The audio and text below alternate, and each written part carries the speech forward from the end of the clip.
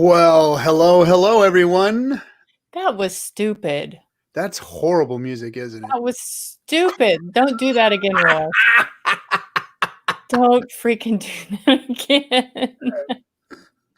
Hi, sis. How you doing? Hey, welcome back, We Roy. just found the thing in the back of the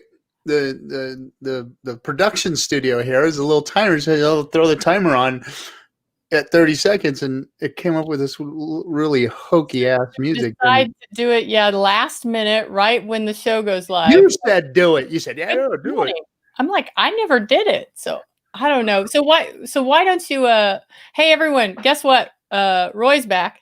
Welcome to Red Hoop Talk. I'm Roy. I've been gone for 3 weeks. Shannon says it really was 2 weeks, but 3 weeks. I went on a family emergency. I lost my father this last few weeks. It was tragedy. We weren't expecting it. It was he was young, and it was a terrible thing for our family. But he's moved on and he's transitioned, and we're all happy about that now. So I'm back and handled all the family business and took care of mom and all the got to meet with my siblings that I haven't seen in years and years, and I was in beautiful Colorado. So I know we've got some of our friends from Colorado that watch the show with us. But I was up in Sedalia, up on a mountaintop, which was it was just gorgeous. You know, I got to sit up there and reflect and pray and meditate and think about Pop and sit in his jacuzzi and overlook the mountains and the valley of Colorado. It was really nice. It was really nice. Bittersweet kind of trip, that's for sure. Mm-hmm. But I'm back. Yeah, we're glad you're back. We've had some wonderful guest hosts while you were gone. So Kim Metler was with us a couple of times, and so was Sheldon Spotted Elk, who graciously filled your space while you were gone, and we want to thank them for joining us for the last 3 shows. I was grateful to have their support, because I certainly didn't want to. Thanks for carrying Shannon, guys. I appreciate it. I depend on Roy more than I'm willing to admit. That's for damn sure. You ain't gonna admit it at all. Oh, but welcome everyone. Folks are starting to chime up in the chat room. Everybody say hi. Tell us where you're from. It's good to get to know you and hear from you. Right on. Thank you, Johnny. Thank you, Johnny, for the welcome back and the condolences. I appreciate that. Same to you, Sarah. Thank you. Thank you for the thoughts, and good to have you all with us today. And look, we're starting to climb with some people, and we got some more viewers showing up on YouTube. Isn't that's cool? And look what you've done to the background and everything. You've made it all look really, really nice, and the thumbnails are looking good. Wow. I don't think you really do need me, to be honest. It looks like you got it all handled, and it's looking better than it ever has. Well, working in Indian country, you wear many hats, so you get to learn different things you never expected as a practicing. Expected that you would be doing YouTube thumbnails and graphics and social media, but hey, it's a great way to communicate. It's much better than legal memos, I will tell you that. Good. Well, hey, we need to first mention the first people of California and on which we stand, or I stand. I'm sorry. Like to recognize the Kumye people, and Shannon. Yep, you are the Piscataway Nation here in and around Maryland. Cool to be here in your homelands. And again, let's make sure that we introduce ourselves to remind people who we are, where we came from. I'm Shannon O'Loughlin. I'm a citizen of the Choctaw Nation of Oklahoma, and I'm the executive director and attorney for the Association on American Indian Affairs. And my partner here, Roy, is my brother in spirit, and is my pain in the ass, my very special pain in the ass. He is. I am Adeus Cato from Louisiana. of the Caddo Nation. And and we're we're Red Hoop Talk. We're Red Hoop Talk. Well, let's get into some stuff. Do you want to talk about anything else on your trip, or should I? Well, like I said, it was a bittersweet trip, so there really isn't a whole bunch to really share other than, it was a somber event, and I got to visit with my family and mourn my father's loss and all that good stuff. In a beautiful, beautiful place, though, up on the mountain where he lived. He had retired in Sedalia on a beautiful mountaintop in Colorado overlooking the valley. It's just awesome. He had a jacuzzi sitting out there, and you got to sit in it and look at everything and just kind of sit and meditate. And it was really nice. But as far as being connected out there to any information, it's like there's no internet. Their phones barely work. And, he's on a septic system. The electricity is shoddy. I had to fix a bunch of things while I was up there. But so I was like totally disconnected from anything that was going on. They barely got TV. Most of their stuff was like, they go to the library and rent videos from the library. That's what they do. They drive into town and they go to the library and DVDs at least, right? DVDs. Yeah.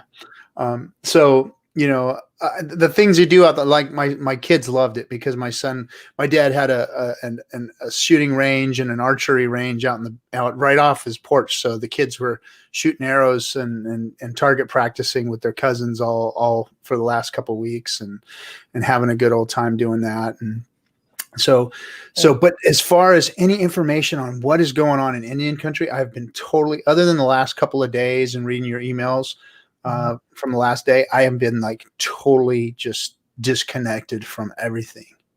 Well, everyone's been really watching numbers all over the country, really, with COVID. U.S. alone has surpassed 5 million virus cases, which I think is I think it's high for everybody around the world. Indian country numbers are still going up. In fact, there are some places that are, they continue to institute, they're closing down everything. Numbers are still going up. Navajo numbers are still going up. There was this big Sturgis rally, the big Sturgis motorcycle rally. I saw that on TV. What the fuck? I'm sorry, but what the fuck? They're just like gathered together. This thing is not slowing down. It's not stopping. They're like, screw it. You know what was funny? So when I went to Colorado, I got this new gig. I'm working. I'm doing some consulting. I'm traveling around the country. And yeah, and it started while I was in Colorado. So I was like very leery of getting on the plane, and the kids and so we've got family coming in from Florida, family coming in from Texas, and family coming in from California, converging on Dad's house. Wow. So all the hot spots, and Dad was very like staying away from COVID. He didn't want anybody over. He was very particular about it, very protective, wear a mask or stay away. He was really shielding himself from it. And of course that's not what happened to my father. He had a heart condition and that we didn't know about. And then it was just kind of a sudden heart attack and he didn't make it from it. But the traveling thing. So I leave Colorado to go do a job in Detroit. And then I did a job in Toledo. But it was like so strange so I wore my N96 95 mask, on the plane. So my really good mask I wore on the plane. And then when I was out and about running around, I had my cloth mask that I was comfortable with walking into the stores and gas stations and stuff. But I noticed that in certain places in the country, they didn't give a shit. They looked at you like you were crazy for wearing a mask. And then in other places, it was like everybody had a mask and everybody was taking it very serious. So we failed, or this country has failed, to make this thing, to make continuity of how to handle this deal. And I don't get it. I don't understand why this has turned into a political thing. Well, I mean, I guess I do understand why, because this idiot that is in office right now, who is our president, has just made it that way, has made it to where it's turned into a political issue during this election year or whatever. And it's causing harm, and it's affecting Indian country greatly. I mean, the wishy-washiness of how to attack this at a national level is really causing us grave harm. I mean, it's horrible what's going on. Yeah. So South Dakota, the tribes that have been, those are the tribal nations that have been setting up highway checkpoints and not allowing travelers to go through unless they can pass certain, checkoffs and where they're going and why. It looks like a lot of the Sturgis folks have been alerted to different routes to get to Sturgis, so they haven't had to go through tribal territories. Good, So keep them out. that's good at least. But there's, it's still 250,000 people converging on a small area that's all around Indian country up there. So I know Oglala, Lakota, they said they were really disappointed that the state decided to go ahead and have Sturgis, and the Sturgis folks decided to go ahead and do it. But The state canceled all of the state-sponsored events that they were having there. In the state's defense, they canceled all of the states, but they still allowed them to converge on the place. The largest I think public gathering since springtime, before all of this happened. And they were given the kids shit for going to Daytona, right? Was it Daytona Beach or whatever for spring break? Yeah. And these are all grown ass adults. They're all I saw the pictures. They're all like 50 somethings. They're not just grown. They're old and grown. they're called rubs. You've heard that before? No, what is that? You don't know what a rub is? No. So it's a rich urban biker is a rub. Oh, that's what I hate. $50,000 and 50,000 miles makes you a biker is what they consider that. Yeah, see, I hate that. We were at a car show this weekend, just a very small informal gathering. It was by no means formal, because we've always been into working on cars, and it's nothing but rich guys who can buy like a $60,000 Volkswagen bus that's in perfect condition. It's not even people who really know how to work on cars. Mine's in the garage is not working. Yeah, that's the car person. Like, we're car people. You fix it, you find something and you put it back together and you fix it and you make it shiny and drive it around. There's just all these rich people, just like the motorcycle people. They're just not I guess I would say not authentic, if that's the right word. But we're getting off the beaten path. Let's talk about some Indian country issues. I want to bring up with you, I want to share with everybody some really cool things happening. There is going to be the first Indigenous film festival, the first Indigenous online film festival, and it's absolutely free. All you need to do is register. So go to visionmakermedia.org and look at this film fest. It's going to be August 31st through October 5th. Where? It's online. So That's all awesome. online, and it's We got to absolutely converge on that. Yeah. Red has to be representing there. Yeah, it's very cool. So everyone explore this. I'm really excited to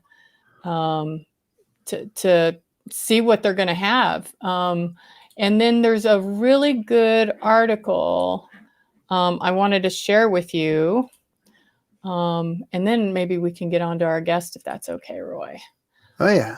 I can't wait for our guest. This is like a special treat for me, because it's our guest is from somewhere that I'm very interested in right now. And there's some people joining us today just to hear DeAnna. So let me share with you all this article real quick. It's called Unraveling the Mystery of a Stolen Ceremonial Shield. And it's about, if you're not aware of this, and about 2016, there was a sacred Acoma Pueblo ceremonial shield that turned up in a Paris auction. And it's the story of the fight for its return. I'm quoted in it a few times for the Association on American Indian Affairs, and work we do. But it's a really wonderful article that was done by High Country News. So if you go to High Country News, I'll cut and paste the link on it and put it in our comments if folks are interested in reading about it. It's a really great article about repatriation, international repatriation in particular, that I think folks will find interesting. So those are the couple of things I wanted to make sure people know about.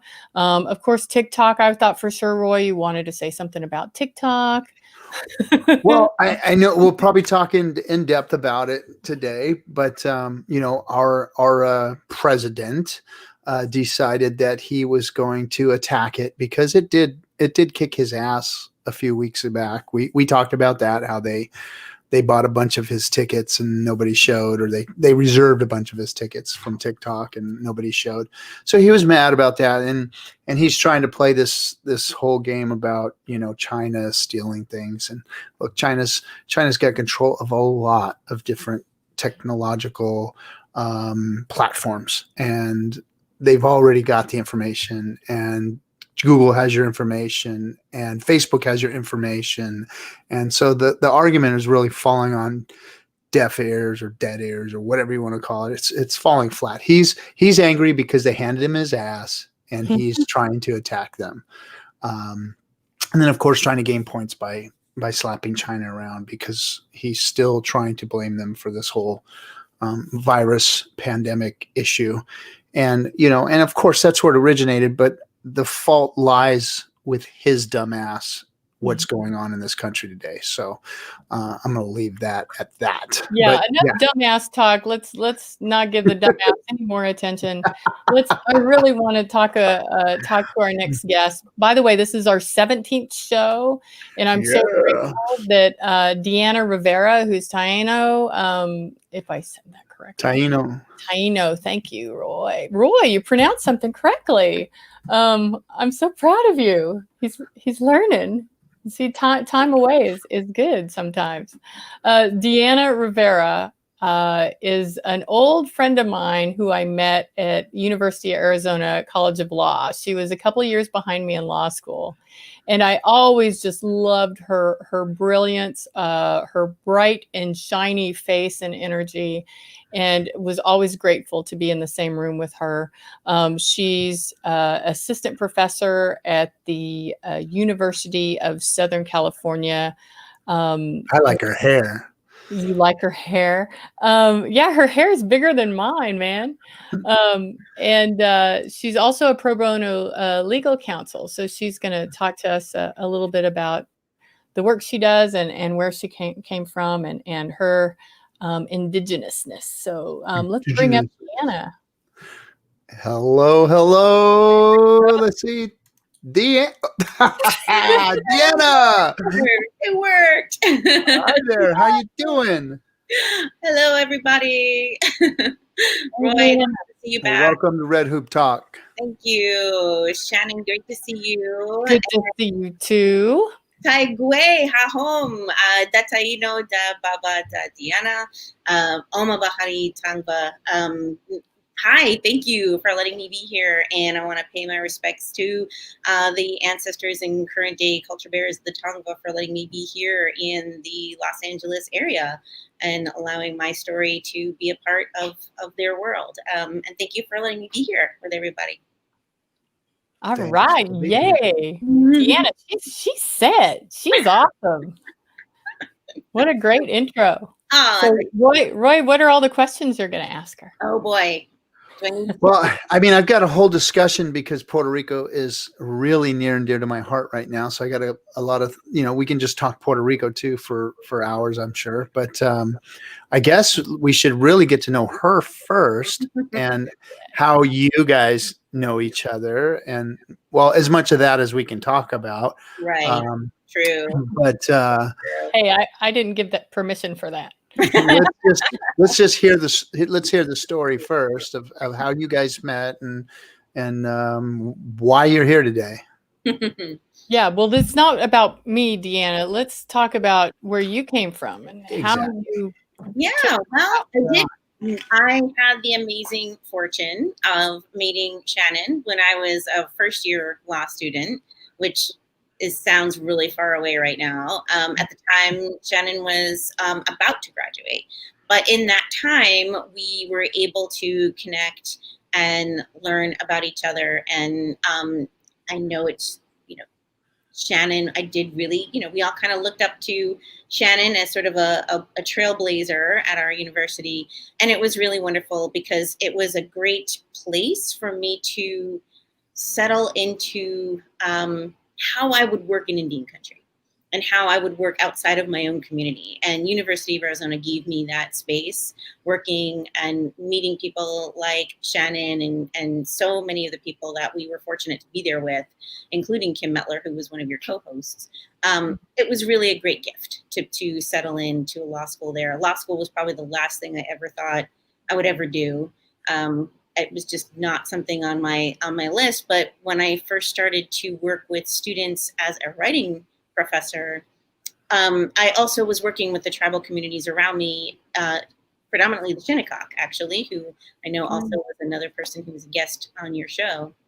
And even as a writing instructor at the time, I was working with the tribes near me. I was working with the Leonard Peltier Defense Committee. I was working with my own community, with the UCTP, which means the University, United Confederation of Taino People. And through my own community, through my students, they sort of urged me, you really should go to law school. And I did. And it was a wonderful decision. And I'm really glad that I went down that path. And certainly now I am, because I can see all of the different places, as you said at the start of the show today, Shannon, that you kind of get to do lots of things when you work in Indian country, and you find yourself doing things you didn't think you knew how to do, and you figure it out. And it's a wonderful place to be. So you started your life and your story in New York? Yes. Yeah. Yes. I was born in New York. I was born on Long Island, and in sort of a predominantly Irish, Italian, Catholic space, and we were the only family that was not that. And it was interesting to grow up that way. Always people asking, "What are you?" So that was always a lovely thing to have to kind of contend with. But that's where I started, and I started teaching writing there. As a writing teacher, you have a lot of leeway in terms of the content that you bring into the course, and that allowed me to work with communities, to introduce students to what service looks like, introduce students to the idea that if you're going to be living on Indigenous land, you should probably be recognizing the people who live there, etc. So that's where I started. Wow. And then I started working with the United Confederation of Taino People, or UCTP, that's run by, it's a nonprofit organization that works really on behalf of all of the Boriken Taino.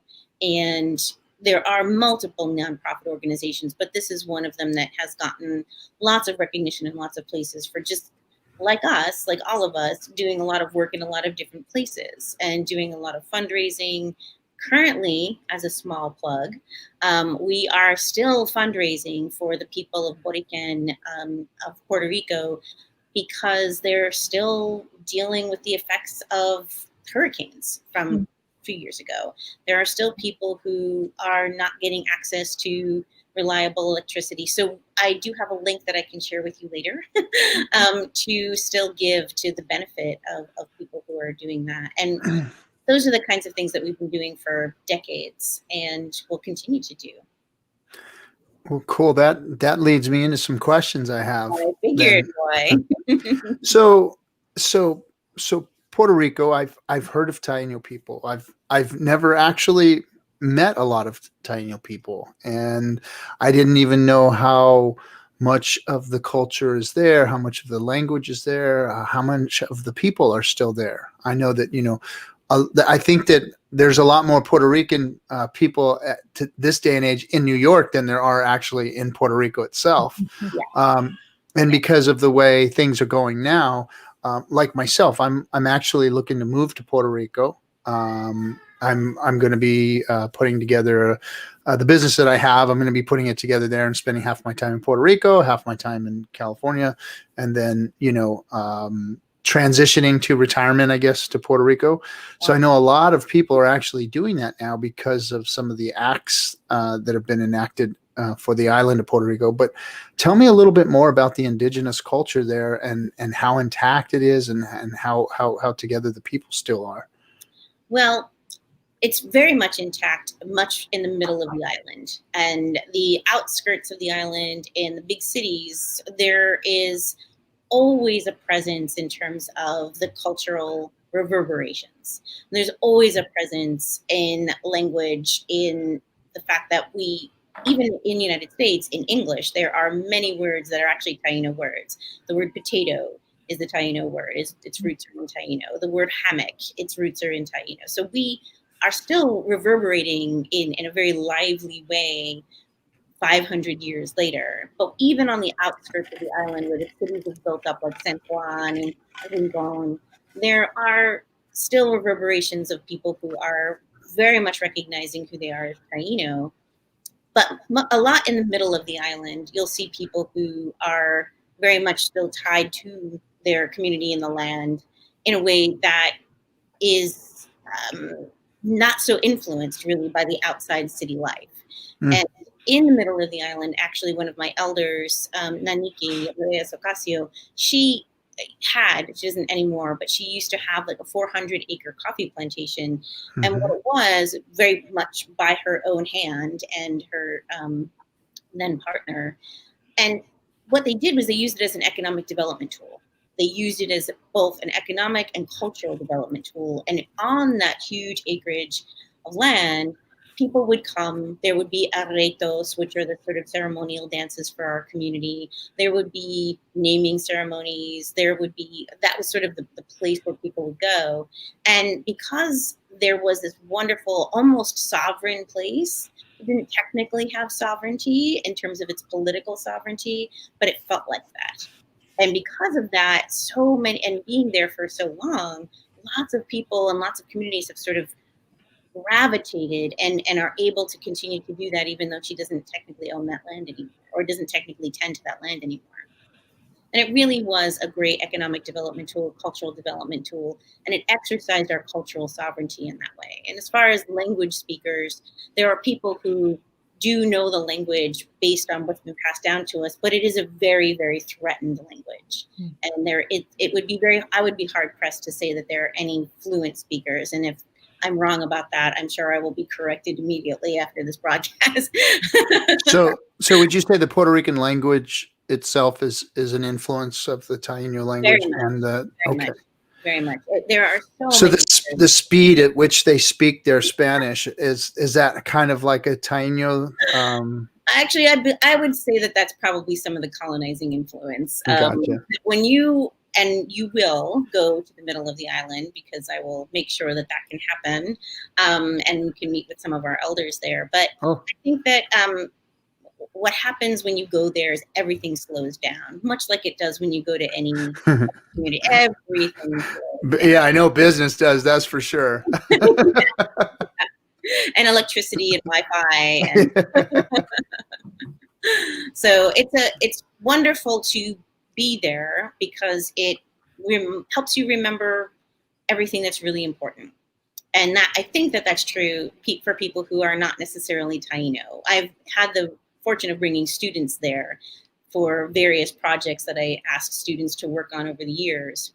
And whenever I would bring students there, they would just walk away feeling like something changed. There was a gift given to them that really they couldn't put into words. And it would hopefully, I hope, stay with them forever. Nice. Shannon, did you have anything that you were going to ask? We lost your sound. No, I was muted because I hate to type on the chat. Because I'm worried that you guys are going to hear blah blah blah blah blah blah blah. Sorry about that. No, DeAnna. So was your passion always to work with your people, with nonprofits, with Indigenous communities? Was that just always part of your life and how you grew up, or? Good question. And frankly, not in the beginning of my life. No. I think that I grew up very much as one of those people who tried to blend in to the very I would say, well, very Irish Catholic, Italian Catholic community around me.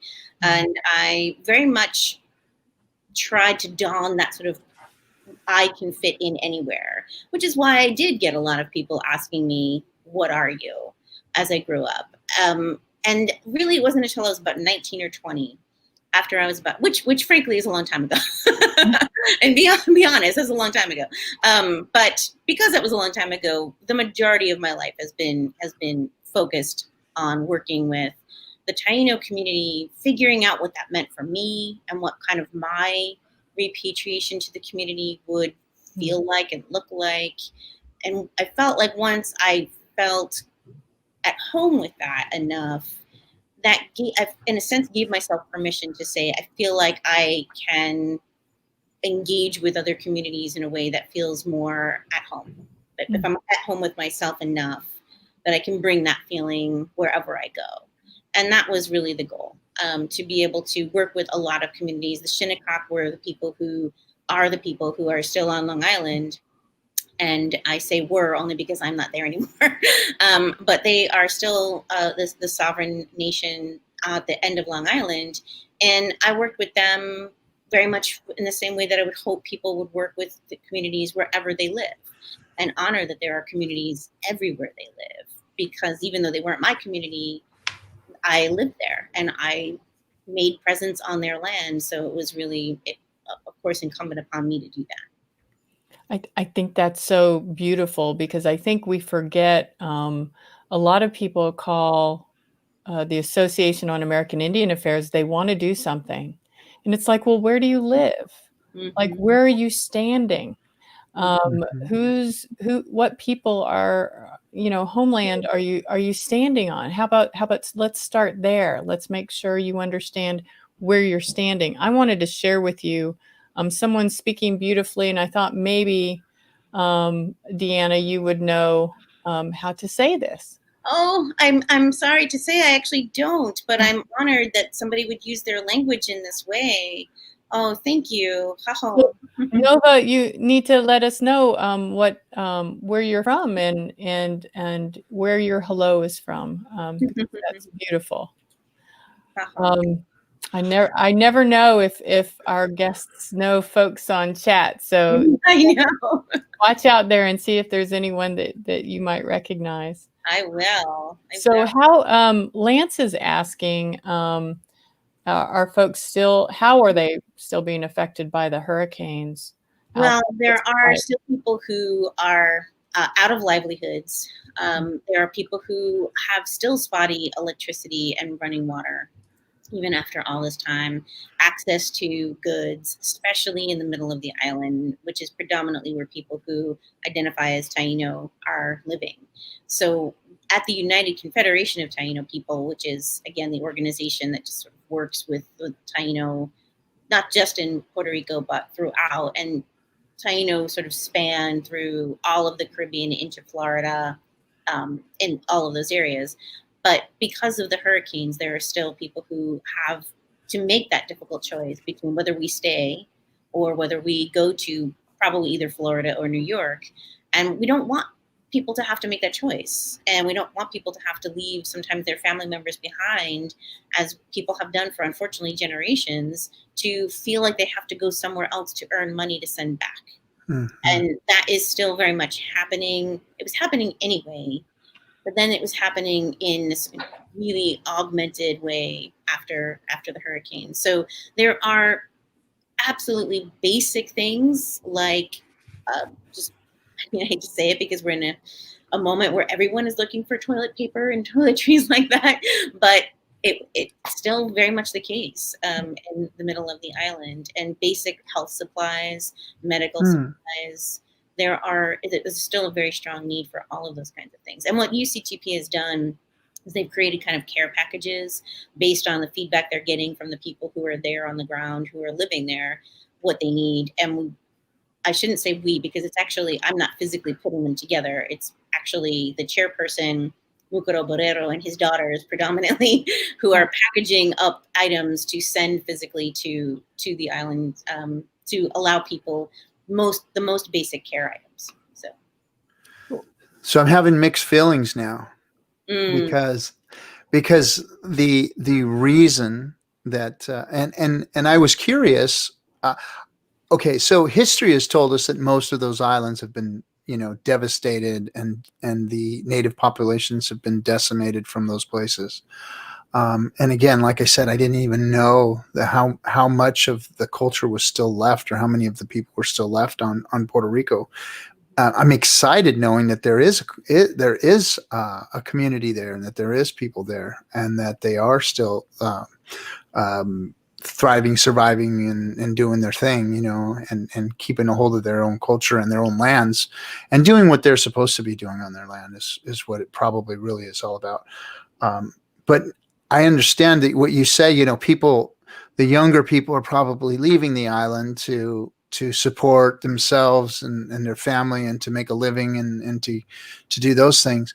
But then, like after this devastation, in order to bring people to the island to help, and probably more so, like you said, the coastal communities and the population centers, and the political population centers there, versus the native people. But they've drawn in folks like myself who want to get benefits of tax benefits and those kinds of things, because they have this Act 20 and 22. You may or may not have heard of Act 20 and 22.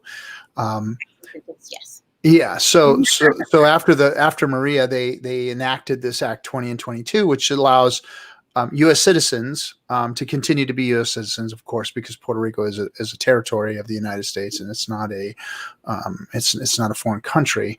But it allows U.S. citizens to move there, receive a 4% tax rate on their businesses, and 0% tax rate on any interest gains on interest-bearing accounts and those kinds of things. Mm-hmm. So the tax benefits for people coming into Puerto Rico are phenomenal. But again, you see more and more of the native population having to leave in order to survive, and to feed themselves, and to find work and do all those things. But other people, they're calling in to come in and kind of build the place up. So it's kind of a strange situation where your local population and your native population are leaving the island, but outsiders are coming in to kind of prop it back up. I don't know how the native community feels about that.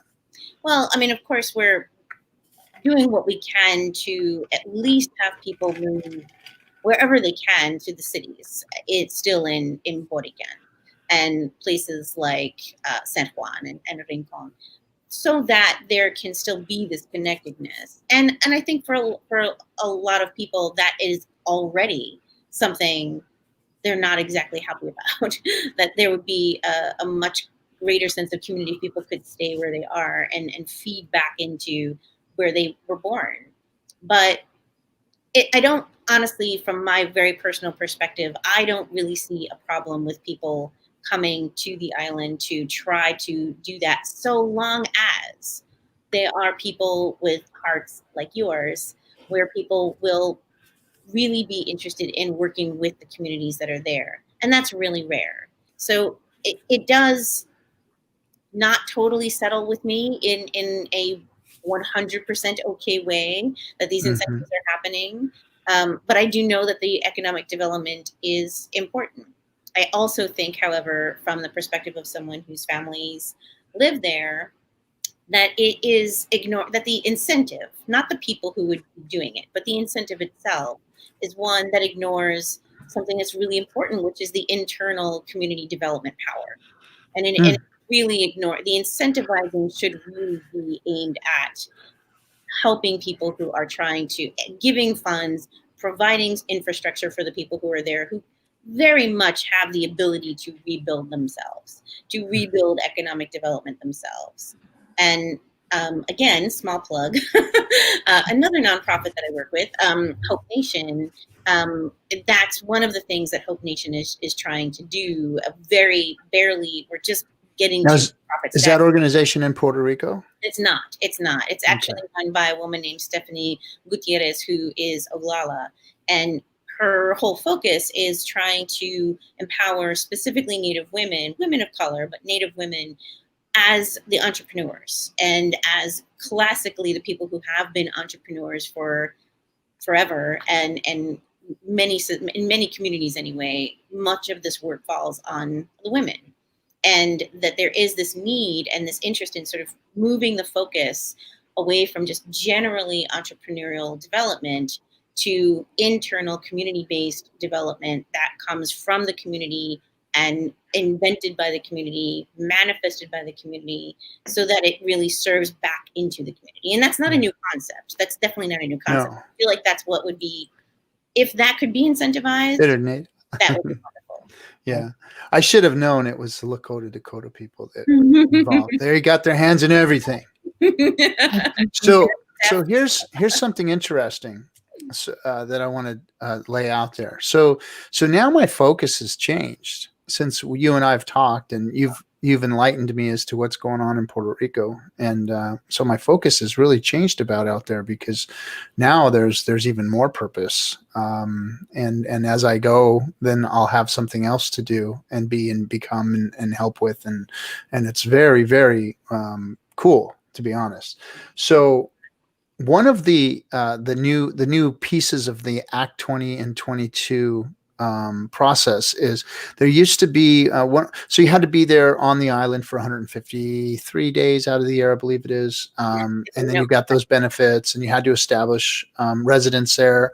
You had to basically denounce all of your properties and living anywhere else, and change all that to where it doesn't look like you exist anywhere else, and Puerto Rico is your primary residence. And then, of course, you can leave for the rest of the year if you need to. But that is, you're supposed to be a resident of Puerto Rico. So it's like some kind of a residence test that you have to pass. But one of the things that they've done is they've changed it now to Act 60. And what Act 60 has done is the annual donation to a charity used to be $5,000. So on top of all of your capital gains that you get at 0% and your business taxes are at 4%, you owe $5,000 to a charity of your choice within Puerto Rico. So my goal now is, and now it's changed, because now Act 60 is it's $10,000 a year. So $10,000 a year has to go to a charity in order to qualify. So they've changed that. They've upped the ante. And what I'm going to ask you to do is to find a good charity, because I've got another community that I work with that is actually heavily involved in moving to Puerto Rico because of the industry that they're in. So I want to try and see if I can focus on some type of a Taino charity, so that we can start bringing these people to helping the indigenous people of Puerto Rico versus any other outside communities or charities. Not that they don't have good causes, but I sure would like to see it go to Indian country versus anything else. Thank you.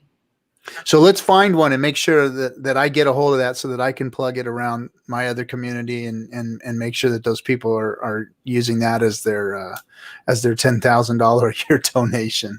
I will absolutely look into that and perfect. Back to you. Thank you, Jahom. That means so much. Cool. Yeah, and I think Lance on our chat board is also asking, how do you donate?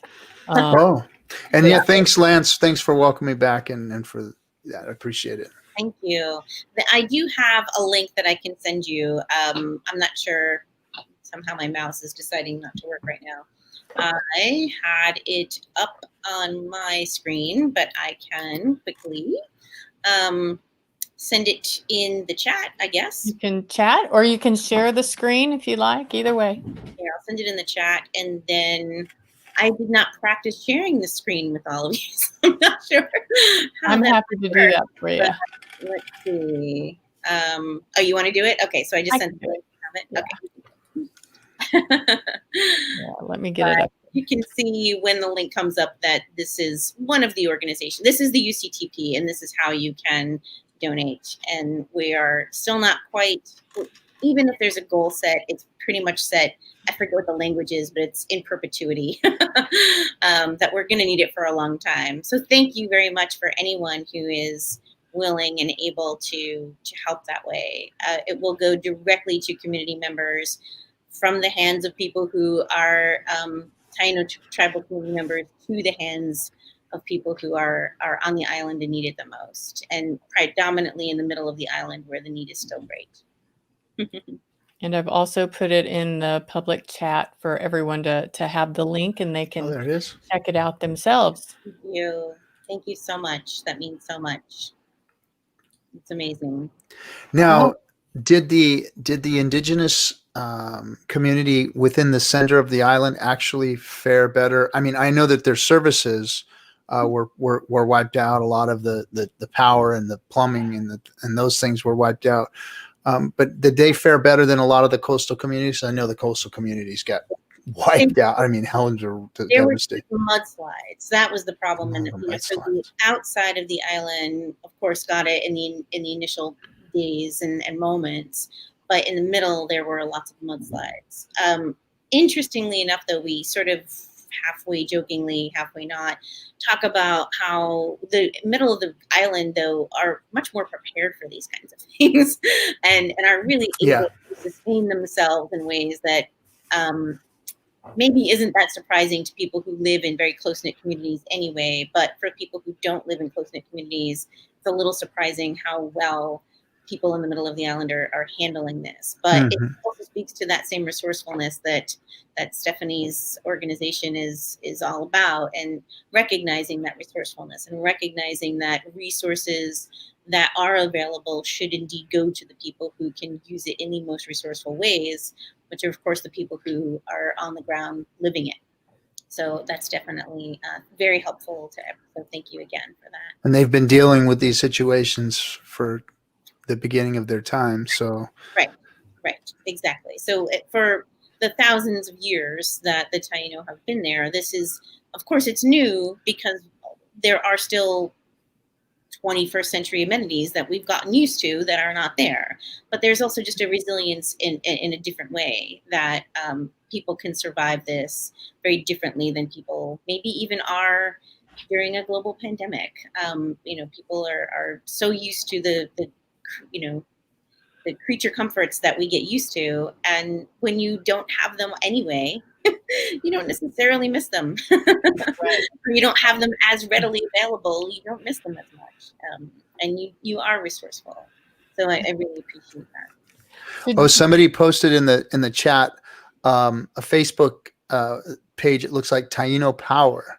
All right. So there's a cool Facebook link to go to. It looks like they have their own Facebook page. Great. And that was from Nova. Lots of different communities and lots of different organizations that work on behalf of Taino people. I just happen to work with the United Confederation of Taino People, but they are not alone. There are cultural sovereignty organizations that work to make sure that our youth know who they are. There are organizations that very much work on economic development. There are language programs. There are lots of different organizations and people I don't know, which is always shouldn't be surprising, but it's lovely to sort of meet someone who happens to be Taino and know that they're doing something wonderful for the community as well. So thank you very much for everybody who's working hard. Our friend, oh, there she put it up. Our friend Lance has a really good question. Do the natives there have a treaty? Would they be considered a federally recognized tribe, or can't because it's not a state? Or how does that work? Because Puerto Rico has a strange relationship with the U.S. Right. What a great question. In fact, this is what I wrote about way back in law school, when I had to. Everybody has to write their major paper in law school, and this is what my major paper was on at the time. I don't recommend anybody reading it. Oh, come on. I do, but not really. It's just not really well written. But it has good information in it. It's really compiled neatly. But no, the Taino do not have a treaty, and as Roy mentioned, Puerto Rico itself has this very quasi-sovereign relationship with the United States as a whole. So the island itself has this quasi-sovereign relationship with the United States. It's sometimes considered a state and sometimes it's not. Sometimes it's its own country, sometimes it's not, which is what creates these very strange sort of tax incentive relationships that happen between the US government and the island more generally. And then when you layer on top of that the issues facing Taino community members, there's very little recognition, any legal recognition of the Taino at all.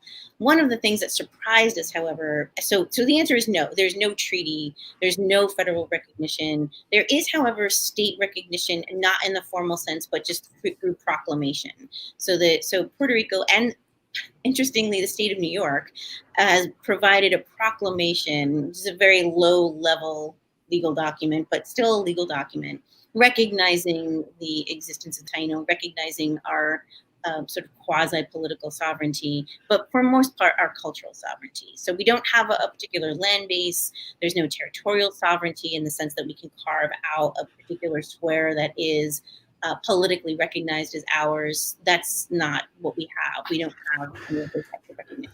So I know that the Puerto Rican people themselves are very political and very proud, and they're a very active group of people. How are those outside of the native community Puerto Ricans? What is the relationship like between the tribal Puerto Ricans versus the general population Puerto Ricans? Is there a good relationship? Is it a stress relationship? What's the dynamic of that out there? Really good question. I feel like when people in Puerto Rico, when you travel there, if you were to say to the people in the outside parts of the island that you're there to sort of meet Taino tribal members, they might sort of look at you like you landed from some other planet.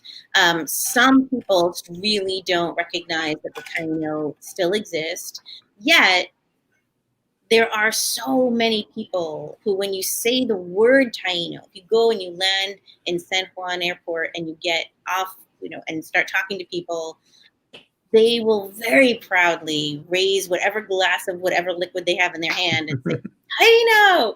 And so people are incredibly proud of who we are as Taino, even if people don't overtly identify as such and don't overtly talk about being Taino culturally. And there are a lot of people who are also, face it, we were very, very, very minimized in terms of our numbers. And it was a tremendous hub for the slave trade. So there are so many people who are a mix of African, of Spanish, of Taino, of all of these different communities. And there are people who are equally proud of that, and as well they should be. So some people are very sensitive to the idea that somehow identifying as Taino in some way negates an identification with other communities. But at the same time, there are people who were raised only to understand themselves as Taino, and that also needs to be culturally recognized. Yeah. So now culturally, so like here in the States and in California, we have gatherings. You go back to Oklahoma and Louisiana, and you have 49s. You have cultural gatherings and these things. What do they have? Do you have cultural gatherings for Taino people in Puerto Rico? Is there festivals? Is there, like when I go to Peru, there's the Inti Raymi festival, and that's a big native cultural community, gathering and party. And what is there in the Taino culture in Puerto Rico that that stands out? We have what we call an arreto, which is, if I can spell without looking at it, A-R-E-I. Arreto. Or is that my switching of letters? It's I can't spell it unless I'm writing it, but arreto is how you call it. And it's effectively, it can be many different things depending on which part of the community you belong to. And that's also part of understanding Taino, is even within the island of Boriken, there were so many different ways of expressing who you are as Taino based on which sort of municipality you're, what we would call now a municipality, or what sort of clan you came from, depending on where you were on the island. And as you can imagine, that kind of makes sense, because if you're on a coastal part of the island, your cultural recognitions are going to be very different than if you're coming from the middle of the island. And the things that you use as language and tools will be very different.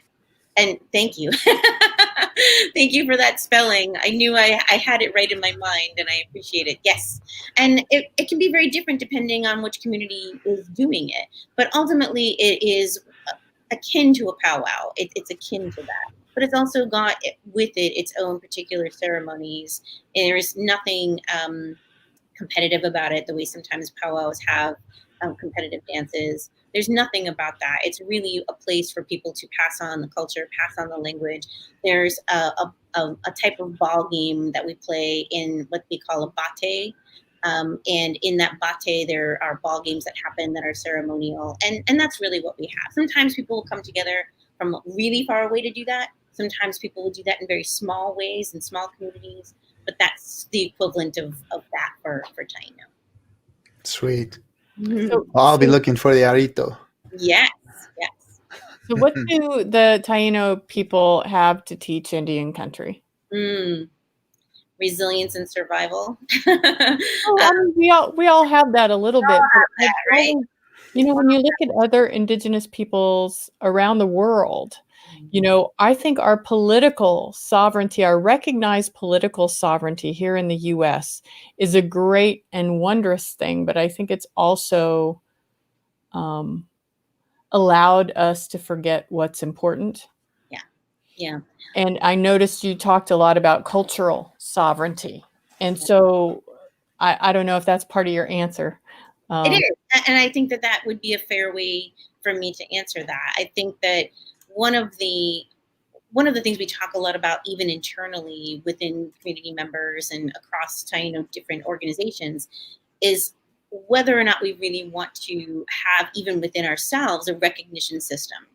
And it's just been for decades something that we've sort of toyed with and not toyed with, and recognizing, having some sort of a recognition system, meaning the way the federal government recognizes tribal community members and the various 560 plus tribal nations, whether we should have something that is like that. And that's just been an ongoing discussion for decades within the Taino community. And the reason why it hasn't really been settled, and there's no one good answer, at least in my opinion, there's no one good answer, is because of that tension, that beginning to kind of codify who gets to be fill in the blank community member, in this case Taino. The idea of that decision making is in and of itself this feeling of this very colonial experience, and this idea of this colonizing idea that someone gets to decide in this unilateral way who gets to be recognized and who doesn't get to be recognized. And in that way, a lot of our elders have said for a very long time, if we did do something, I would not participate, because our cultural sovereignty and our own understandings of who we are is what should be the predominant feature. And when we welcome you into the community, it's because we trust that you are who you are. And it's because we trust that you're going to work with the community. And it's because you're a community member, and we get to sort of feel that from you and not unilaterally decide who is and who isn't. So I feel like that's why we focus so much on cultural sovereignty, or I personally focus so much on cultural sovereignty. We don't have territorial sovereignty. We don't have political sovereignty, but we do have a community, and we do have a culture, and we do have a language, and we do have multiple ways of expressing that. Even 500 years after Columbus found us, and people have continued to say that we're extinct, we are still here. And even though we don't have those other markings of the political sovereignty that gets exercised in other indigenous communities, we're here and we're still doing the same things. We just don't do it under the guise of someone else's recognition. Mm-hmm. Mm-hmm. So we've been having some really good chats from folks.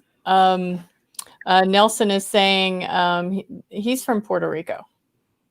Mm-hmm. And most born there are part Taino, but would not say that. So can you put a finer point on this for us? Sure. Desde Boricas. Boricuas, sí. Boricuas. Boricuas. And he is absolutely right. There are many people who prefer to identify as Boricua, because what Boricua connotes is the name of the island, which is Boriken, and that word is a Taino word. And so Boricua honors that, but it also honors sort of the understanding of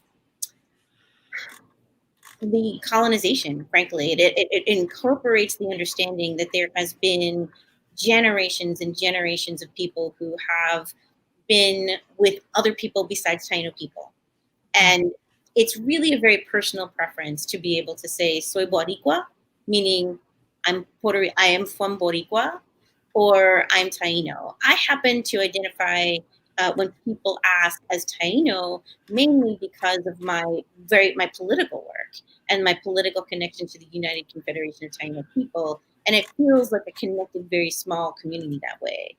But I think it really depends on where you go and who you're talking to. Just like when people introduce themselves and they'll say, I'm Native American, rather than saying I'm Choctaw, or I am, or even some people will, depending on the community that they're in, will identify as their clan, etc.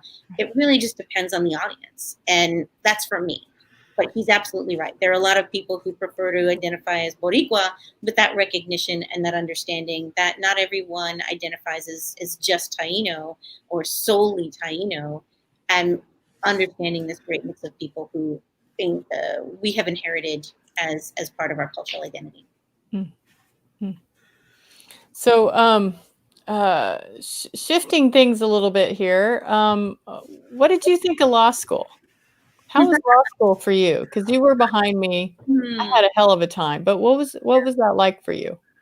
Well, honestly, because you specifically were so able to lay new groundwork for those of us who came behind you, and we were able to kind of stand on your shoulders quite a bit. It was challenging. For me personally, it was wonderful because of who I met. Other people who were in our group of people who we trusted so much to get us through it. But it was also incredibly challenging. And it was challenging because of all of the reasons that we work through our identities together. It was challenging in the way that we work through our identities individually, as a group, in terms of understanding how the university reacts to Indigenous people or not, and how responsive they are to Indigenous people's needs, to Native American needs. There were a lot of different challenges like that I found along the way. Mm-hmm. Yeah, and so you know what? I have one big story about DeAnna, but I'm going back and forth on whether I should share it or not. Go for it. No secret. We're only live. Whatever. So DeAnna and I have something in common. Whoa. So yeah, we dated the same guy in law school. Huh? He was a sweetie. He was a sweetie, and now he's married and has kids. But the sweetest thing I thought was when DeAnna came and asked for my permission. That's right. It was That's right. Oh my God. I have never. Are we really going here? Do you have no shame? I think this is a really important lesson, Roy. So hold on a minute. It's the sisterhood. In all Poor the guy. various stages of maturity and decades of, in our 20s and 30s and dating and all that stuff, I have never had a woman come and ask my permission. Because that relationship was more important to her than getting a man. And so I've always found that honorable and intriguing that you did that, DeAnna. She was going to do it anyway. She was going to ask you, but she was going to do it anyway. I don't know about that. I really don't know about that. It really, coming into law school and being surrounded by the really great people, specifically the women. That's actually, we actually call them that, the women. Really was so important to me that it was far more important to me to know that this was going to not shake us than to, and clearly that person has gone to do other wonderful things, so, and have a wonderful family, but it was important at the time. Definitely. Oh, I love it. I love Roy's all embarrassed. But I was just telling Roy when we were starting this show, DeAnna, and this may be a conversation you want to have right here and right now, but I was having a conversation with one of my elders before the show, and we were talking about, stages of life and finding comfort. And we were basically talking about, how do you find a comfortable bra? And it's wonderful to be able to have those kind of conversations with your elders, with your sisters, and to, I don't know what I would have done if I didn't have the women in law school to have those conversations with. I needed that so much, especially in law school. Look at Roy's face right now. It's so red. Roy, why did our background change? Whoops. What the heck is going on? Roy's trying to play with things just so he can get out of this conversation. Roy is getting all messed up over there with you pushing buttons. Oh, poor boy. He's really turning red and everything. This is great. That's awesome. I thought you were going to tell the story about when I don't know, maybe this. I hope this is okay to tell too. But when Chief Justice Rehnquist came, were you there still when Chief Justice Rehnquist came? Yes. Oh yeah. And then I remember we had that big rally, and I ended up being on the cover of the Arizona Wildcat because I held up that sign. Yes, I remember that. Yes. You were like, yeah, we were rebel rousers, and we needed to be. And we were standing on the shoulders of the rebel rousers before us. We had to be, and I'm glad we were. And I'm glad that I could bring that spirit to all of the other things, hopefully, all of the other things that I've done since then. And I know, Shannon, that you have. And I'm still honored to know who you are and to be on this show today and to be able to still call you a friend. It's wonderful. So yeah, it is very much, and the feeling is very mutual. All right, Roy, you want to get back to talking about Puerto Rico now? Or? No, I was going to ask you guys about the bra thing. To be honest, I was like, do you need one too, Roy? Oh, how's that COVID-19 doing for you? I'm doing all right. I'm not. It's not that bad. It's the 19th that I need a man's ear. Man's ear. Is that a beaded man's ear? Oh, there you go. Economic development. There you go. There you go. Awesome. I know one of the just to get back on things for Roy, so Roy's comfort level. Yes. But I remember when we can talk about underwear all you guys want.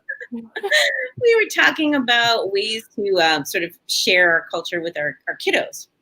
And that we started to talk about that when we were talking the other day, and it just last night I just had to share this because it just happened last night where my Devin, my kiddo, is 10, And he's right at that sweet spot age where he's really figuring out his own self to some degree, as opposed to just being sort of a mirror of mom, which kids do up until a certain age. And he's just at that point where he's really becoming his own person.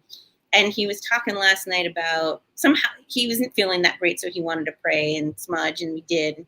And after it, he was talking about the books at school and how the books at school have this phrase in them called, well, it wasn't noble savage, it was the noble brave. And he was talking about people asking him things like, how much are you? How much blood are you? And what are you? And things like that. And what was the phrase he came up with? Oh, are you full? That people will ask, are you full?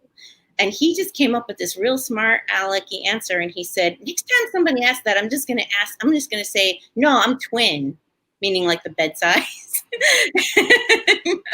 And I thought, that's a really good response. And I'm going to take that into consideration too. I'm going to say I'm a king next time. Because it's part of this conversation that I kind of hoped maybe by his generation wasn't going to be so common, but it is. And the idea of sort of measuring blood to identify, somehow quantifying it that way to identify is something I really thought I would hope would be a little different. And it's not. That's me coming from a Taino perspective, though. I understand that that's really important for a lot of people, and I understand that in communities that's a core of how you get to claim citizenship in a certain nation. But for a lot of us who don't have that sort of political sovereignty, kind of goes to what Shannon and I were talking about before. We would much rather not have that be the conversation. Well, it's that narrative that's been surviving for so long that was really meant to destroy the culture, to obliterate any type of growth that we as Indian people could have as a nation. Was a tool that was going to be used to make sure that didn't happen. It was part of the narrative, and it's just become part of the narrative now. And it's seeped into Indian country as I don't know. It really shouldn't exist, because it never existed with Indian people in the past, because tribes swapped people often, in battle, in just culture period. Tribes intermingled with one another. I mean, there was no blood quantums then. Now all of a sudden that the colonizers came over here, blood quantum was a thing. And we adopted it basically from the colonizers, is what it was. There's so many more important things that can identify who we are besides a blood quantum, and a lot of it. I think strong indicators are residency and cultural practices, and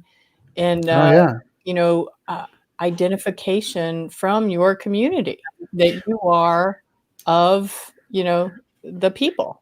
And sometimes you don't see it in Indian country. Like, for instance, when I went back to Mdewakanton, to Shakopee, and I was in a neighborhood with a group of kids, and there was this little boy, this native boy, and he obviously wasn't native. He was blonde hair, blue-eyed, as light-skinned, 2 shades lighter skinned than myself. But this kid was indigenous, and he grew up in that community. He was about 10, 12 years old, and he knew nothing else. He didn't, and the children that were around him didn't treat him any differently. He was part of that culture, and that was it, because they had to brought him into the culture. Of course, he was obviously somebody's child, but I didn't see any of that out there when I was looking at this group of children. So I know that it exists. I've experienced it myself in my own community, and it does exist. But I think it's more of a pecking order thing than anything in our communities. Some people may take it a little more seriously than others, and especially when it comes to tribal governments and money and law and blood quantum, as far as, you know, you being an enrolled member and that kind of stuff. I know that at that point it becomes some, you know, important or invasive or whatever. But I think community wise, it's more of a teasing thing, more of a pecking order type of thing than anything, you know? Yeah. Well, if you look at it as a matter of law, right? So being Indian is a legal term of art. And it's based on the political relationship between tribes and the federal government. It has nothing to do with race. It's a political classification. You know, we're the only ones that often do this to ourselves.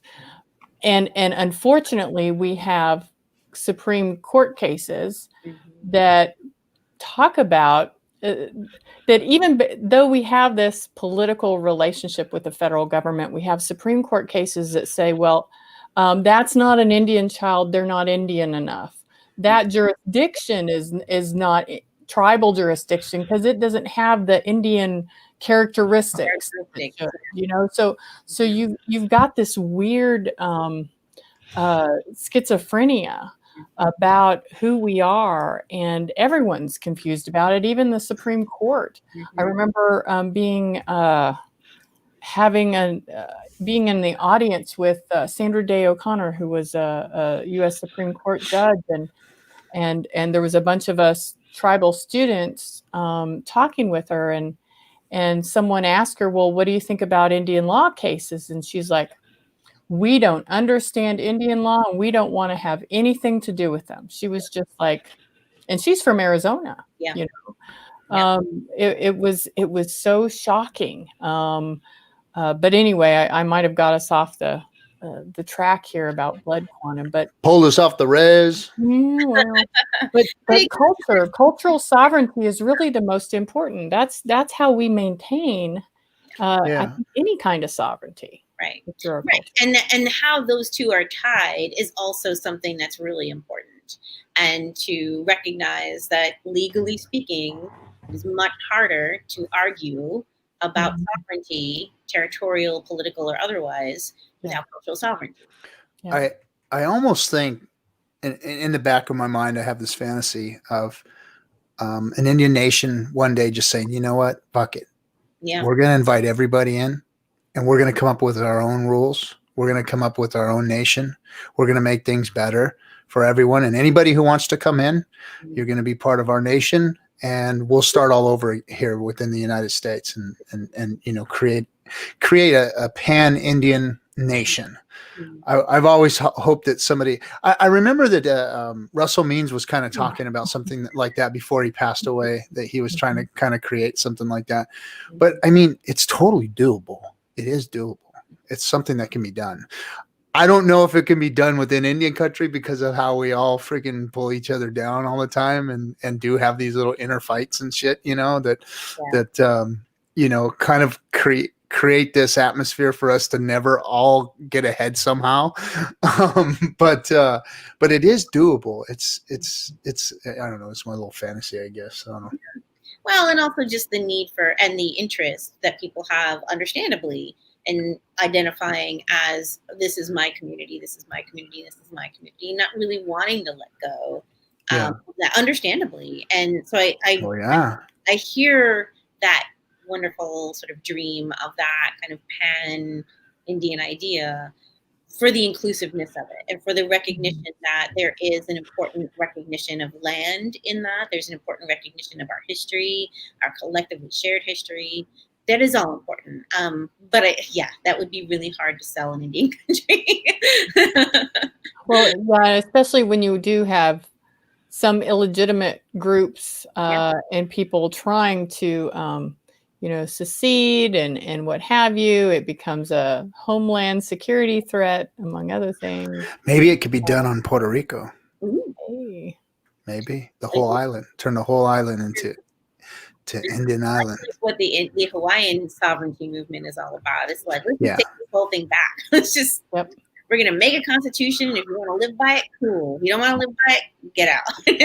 Well, I mean, the cracks are in the dam of the United States right now. I mean, it's looking very, very troublesome for the U.S. I mean, they're losing world domination. They're losing respect to the rest of the world.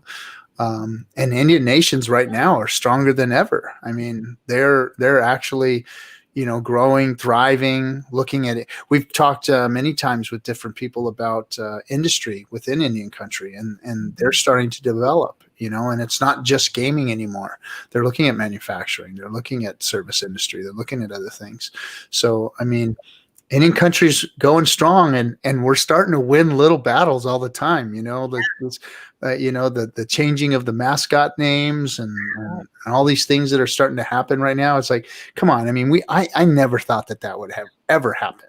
It's like 1 week. What, like 2 weeks ago? It was like 1 week of like, good news, good news, good news, good news. And I thought, I didn't think that this would happen.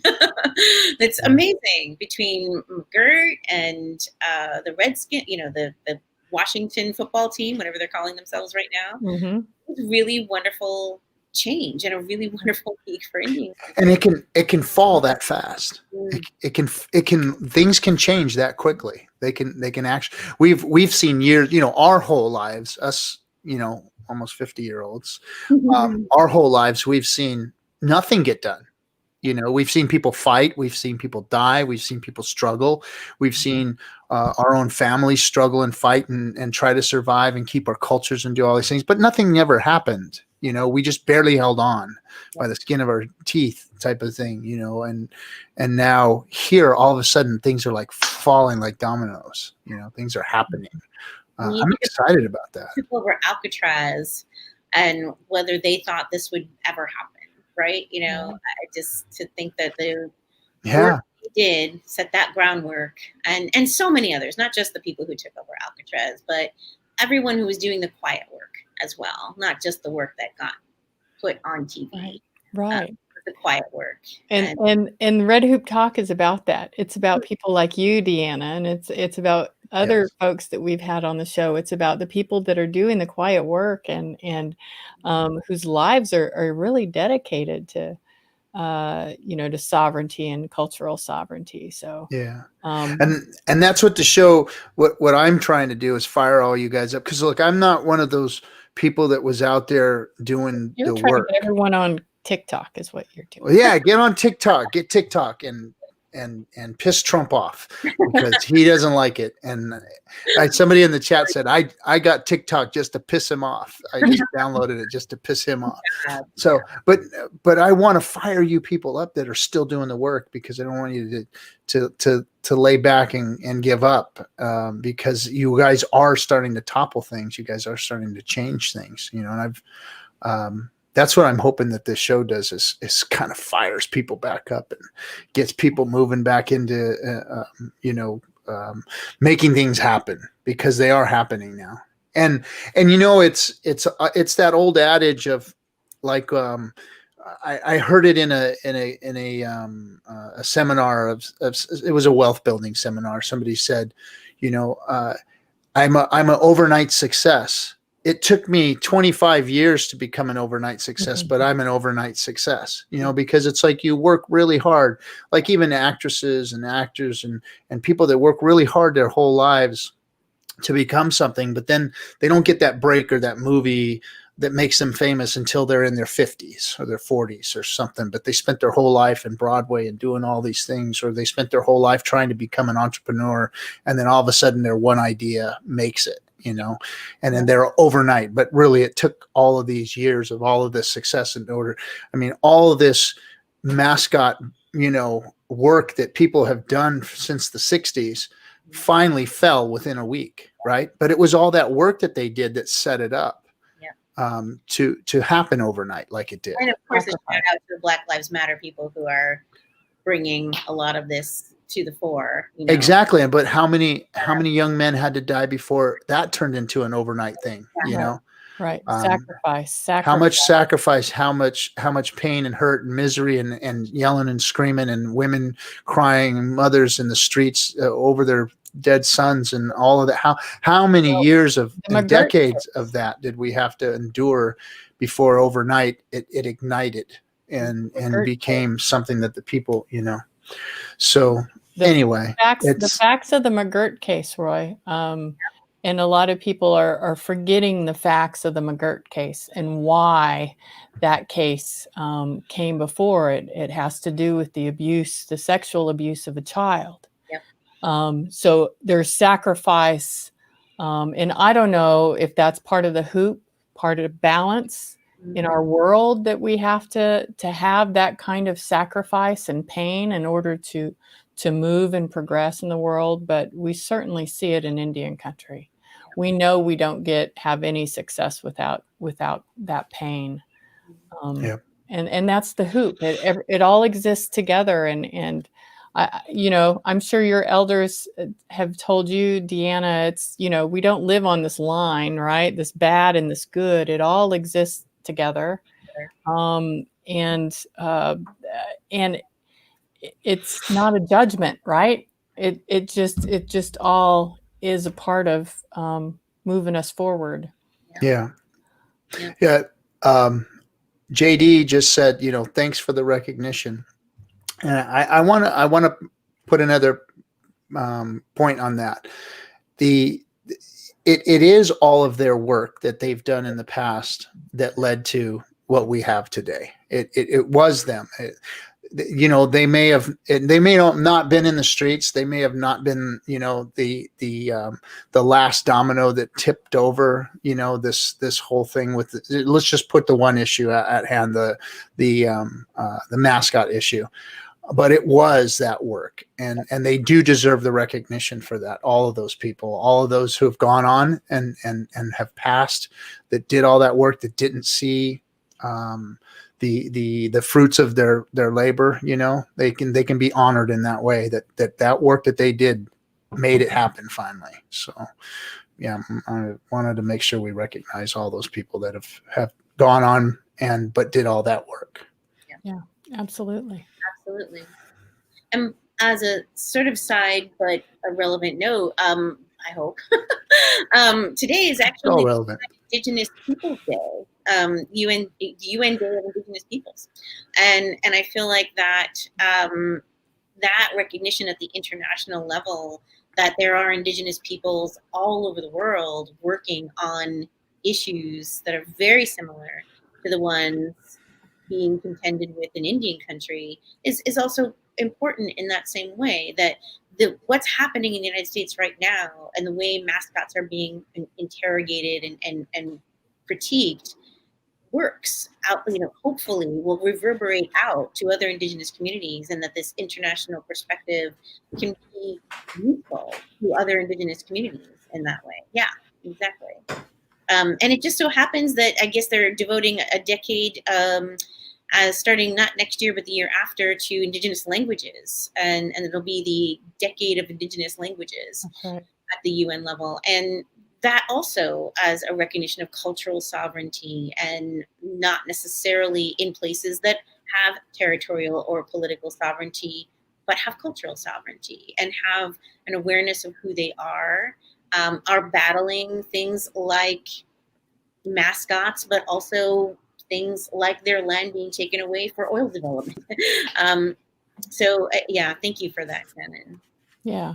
So how is it in Puerto Rico with COVID? What's happening out there with COVID?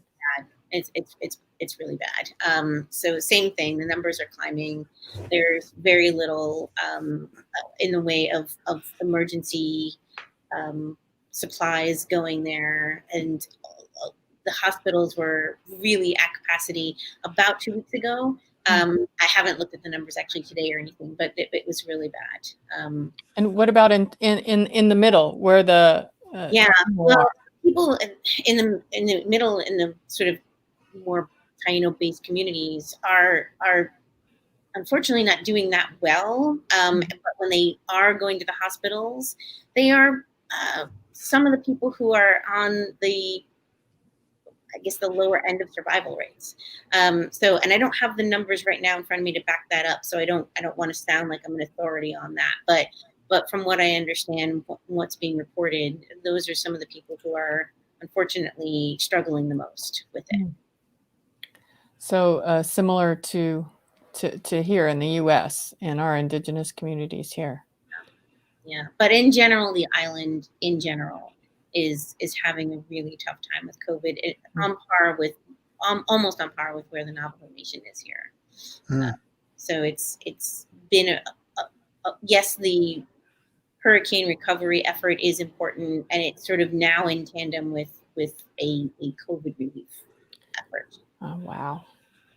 Yeah, but we're really hoping that the hospitals will stay able to maintain the help that they can maintain, and basic electricity. I mean, we are moving into hurricane season again, and that's very concerning, because when you mix hurricane season into the ability for hospitals to maintain their capacity and respond accordingly, it just becomes more complicated.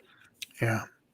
With the electrical issues and all that. And just access, I mean, just people getting access to a hospital if they need it, emergency vehicles getting access to people if they need it. It just everything becomes, because it's very mountainous up there in the center of the island. Yeah. Right. And where a lot of my elders are and have been, and it's very tricky getting up there. Because it's like 50. I think the island's about 50 miles across and about 80 miles long or something like that, right? So that's a long distance up into the mountains there. That's 25 miles up into the mountain. It's not an easy trail up there. I mean, I took one student up there and he almost didn't make it up the mountain. It's a rough ride if you're not capable of sort of handling those switchbacks. It's very high. It's very isolated by design, and that's wonderful. And it's great that the community has that sort of buffer. But of course, when resources are needed, it's a lot harder to sometimes get there. Mm-hmm.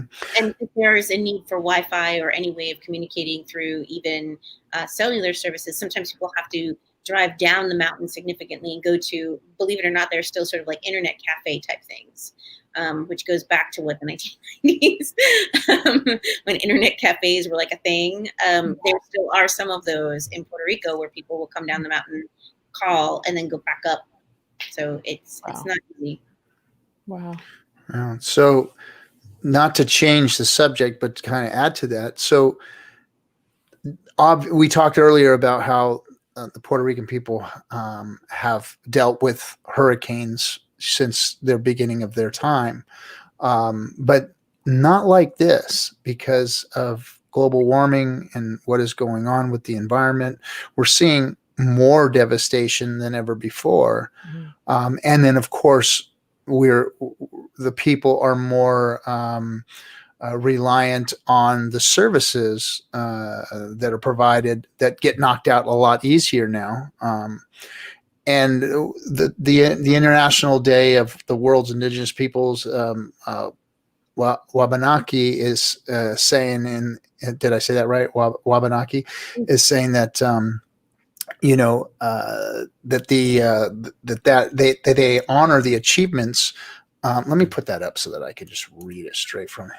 This event also recognizes the achievements and contributions that Indian people make to improve the world issues such as environmental protection, which is, the world should be looking to indigenous cultures more about how we approach the environment, because they've for so long they've bashed our cultures for being respectful to the environment and actually holding ceremonies and all these things. And no, we need to exploit the resources. No, we need to exploit these things. But now they are starting to realize that, hey, maybe we should have listened to indigenous peoples, because they did respect the water, they did respect the air, they did respect their environments, and that may have been a better place to have come from than where we are at today.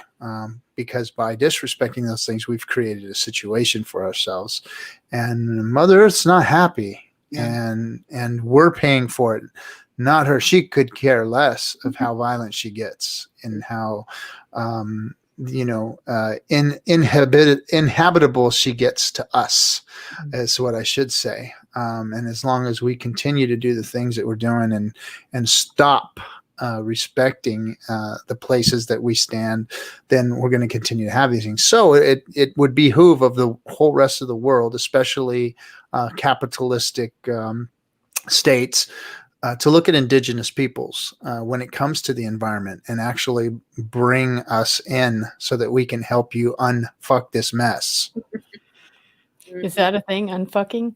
Yeah, unfucking is a thing, especially when it comes to the environment. Yeah. Because it can be done if we were to actually all sit back and start showing respect for these things versus exploiting them. Yeah. Let's talk some more about some mothers. So how are you doing, Mama DeAnna? DeAnna's a single mom and teaches at USC. So and what are you teaching there? What's it going to be like this year? And how's Devin doing? What's it like being a single mom? Because man, I'm so grateful. I'm not the greatest mom. It helps me to have someone else who can be the nice, kind one. And I can be the crazy fun mama. So tell us some more about your home life. Well, as all the single mamas out there know, you get to be both. You have the wonderful sort of dual life of being the enforcer person that the kid doesn't like because you have to say no all the time, and then you get to be the mom that brings the fun, and it's honestly that is what's hard. It is hard to be both sometimes and to navigate that, and frankly layer on top of that the current situation with remote learning and having to be homeschool teacher, fun mom, disciplinarian mom. It's a lot to there are a lot of plates spinning. And at the end of the semester, for when everyone sort of shut down and went to remote learning, both at the university level and at the elementary level, I was very fortunate to have already sort of developed relationships with those students. And so the transition was more about tending to their emotional needs, quite frankly, at that point, as it pretty much was for the teachers with elementary school students. But honestly, it's a very strange challenge that will be in front of us in next week. Well, probably about 2 weeks from now, when the kiddos start, and I have to be teaching for 6 hours straight, and he's got to be on line for 4 hours straight, and I'm not really sure how we're going to do it, but we'll figure it out. I was just grateful that USC decided to have it be remote, because if they were not remote and Devin were remote, I don't know what we would have done. I just don't know. But my kids are saying that they're going to have to postpone the starting of the school year because they're not ready. Yeah. Oh, they're not. They weren't prepared for the remote school.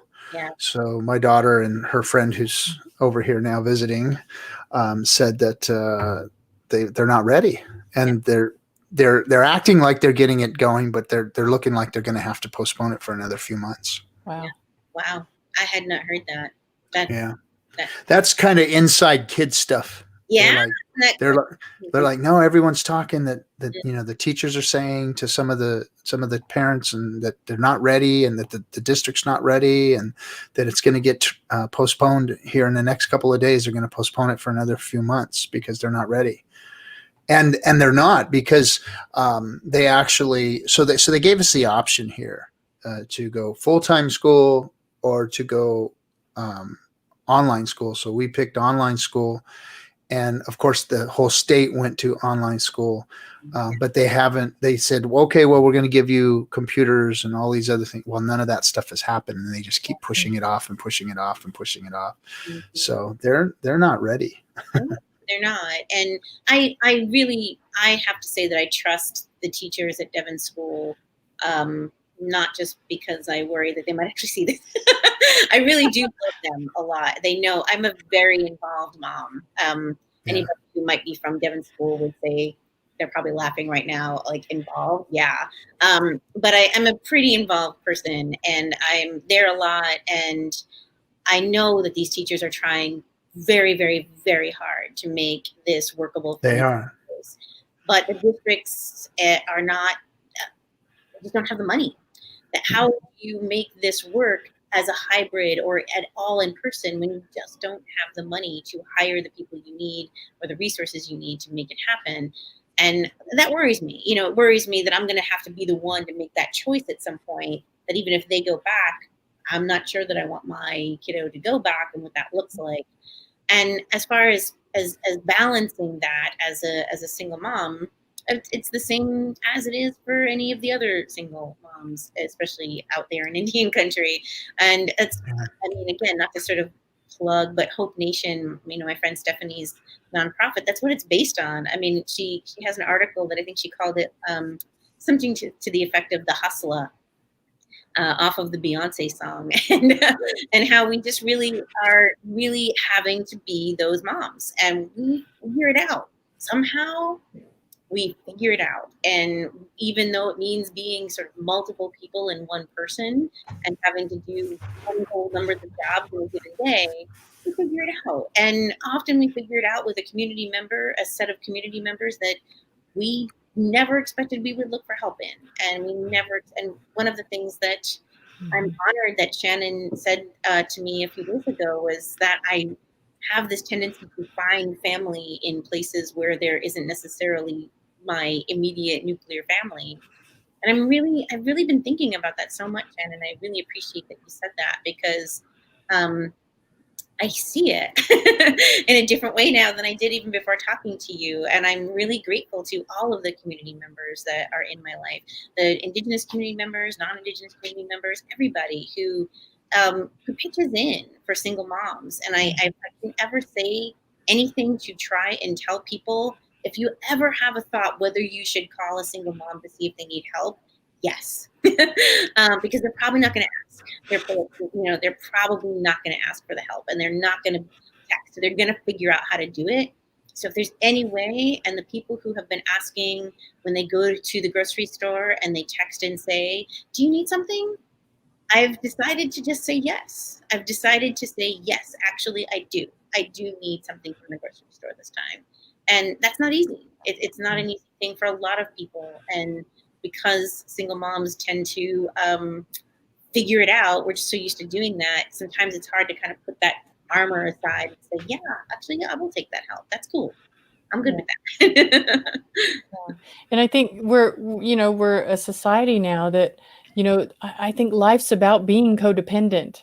We're supposed to be codependent on one another. We're supposed to rely on one another, and we're so separated from one another. So it's a good lesson to learn. I still have trouble with that lesson. Very much so. Roy, how you doing over there? I got nothing. You got nothing. No, I always have the utmost respect for single moms and what you guys do, and it's the most important job. That's why I've done my best to provide for my wife so that she can stay at home with our kids, because I think it's important to have a mom at home or somebody at home.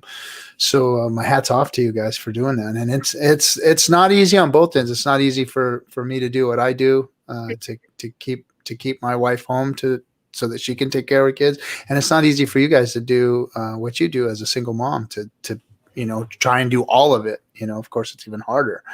But parenting is not for the faint at heart. That's for sure.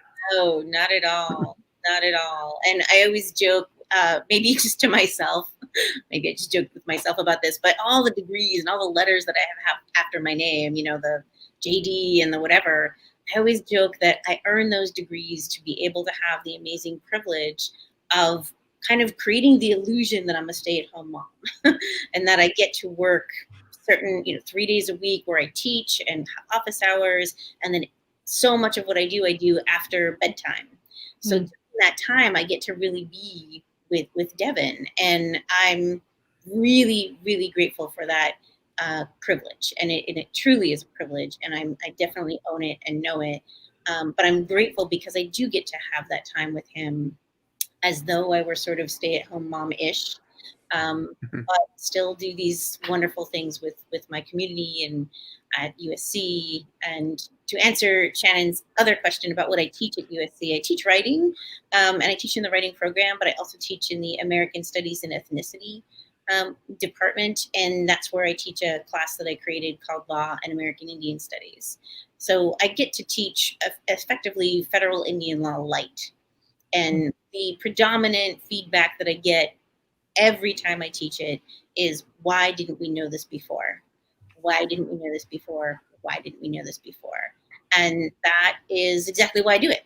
That's exactly why it's important to do it, because there are so many people who don't know, and don't know what sovereignty is, don't know that there are actually 3 sovereign balances: the federal, the state, and the tribal. And that is just something that should be taught from probably 3rd grade forward, but isn't. And college students often feel pretty cheated when they realize that they should have been knowing this much, much earlier in life. And that's why I do it. Yeah, absolutely. Absolutely. And we're glad you're doing it, because you are kind of at the front lines. That is one of the front lines out there, really educating the public that can make our lives different.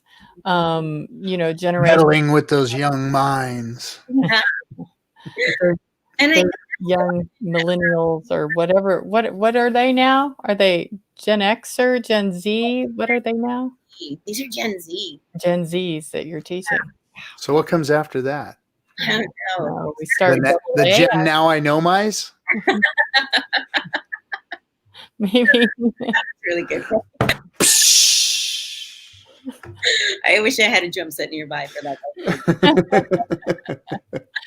I'm not in the basement anymore. I actually do have a drum set in the basement. My son kicked me out of his YouTube sanctuary, and now I'm in my office. That's 13-year-old. That's a 13-year-old for you. Oh, I love it. I love it. Yeah, my 14-year-old takes over this. As soon as I'm done, she's in here. It's all over for me. Awesome. So. Well, what do you think, DeAnna? Do we have anything else you want to bring up or want to talk about? I think those were the main things that I thought that I could contribute or share. Well, it was awesome getting to know you. That's what, again, that's what we're about, is getting to know the people that are out there doing the work in Indian country, the single moms, the teachers, the tribal members that some of us think they're extinct. We just want to get to know who those people are. And it's cool that I got to know you, because now I can actually see if I can do something within the Taino community when I get out to Puerto Rico, which is very cool. I'm excited about that. We will absolutely keep in touch about that. Yes. Get on finding my resources immediately. Right on. Well, Shannon, do you want to wrap it up today then? Yeah, I want to wrap it up. DeAnna, if you want to hold on a bit, we're going to take you down. Thank you so much for being with us. I hope everyone in the chat room got their questions asked for DeAnna. And I didn't get my TikTok plug in. All right, it worked. DeAnna, download TikTok so you can become part of the native TikTok community, because it's very strong, it's very vibrant, and the young people are putting out content, and the elders are putting out content, and it's very cool. The TikTok community in Indian country is a very cool community. So I am introducing you to it if you haven't already been introduced to it. I will very gladly do that. And my son, who is already a TikTok fan, he will be happy to be part of that. So thank you. Cool. All right. Well, I'll pull you down and we'll finish up, and we'll talk to you in just a second. Thanks for coming, DeAnna. Thanks, DeAnna. Thanks. Well, I want to remind everyone that the Association on American Indian Affairs produces our show. And I also want to remind everyone that on October 26th through the 28th, the association, in partnership with the University of Denver, is having its 6th annual repatriation conference.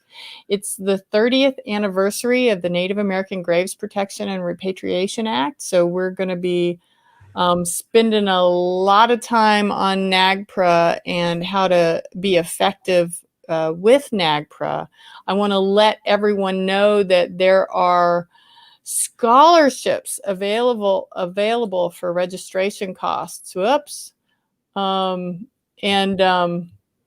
some reason my link didn't work. There's scholarships available for registration costs. So if you are involved in repatriation matters, please get your scholarship application in and join us for the 6th annual repatriation conference. I also wanted to announce our guest next week. Do you remember who our guest next week is, Roy? Did you say something? Yeah, can you hear me? Shannon? Can you hear me? Shannon. Hello? Uh-oh. I can hear. Can you Who's hear our me? guest next week? Who's our... Are you messing with me? Well, I can't say it. Yes. Who's our guest? Brock Weaver. He's a Moa band of Choctaw Indian, and he is a what? A fighter. He's a boxer. He's a big time. He's a UFC fighter. He's not a boxer. He's a fighter.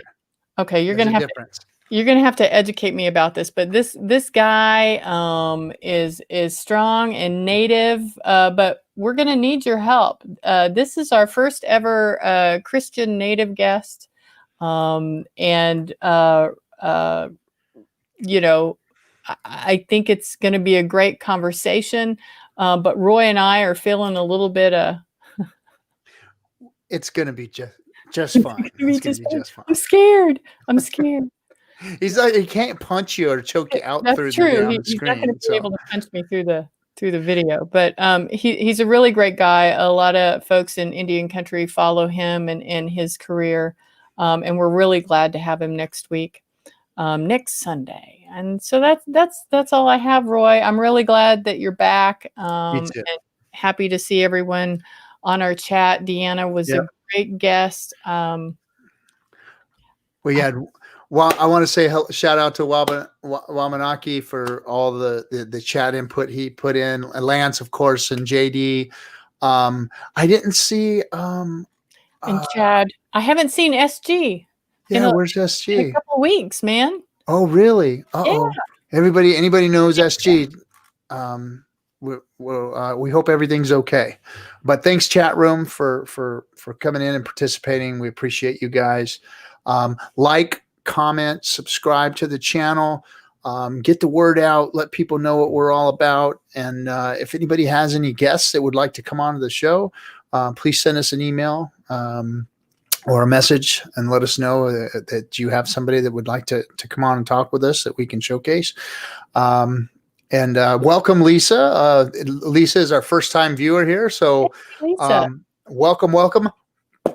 I guess that's kind of popping. Yeah, Roy, are you tired, Roy? Welcome to the show.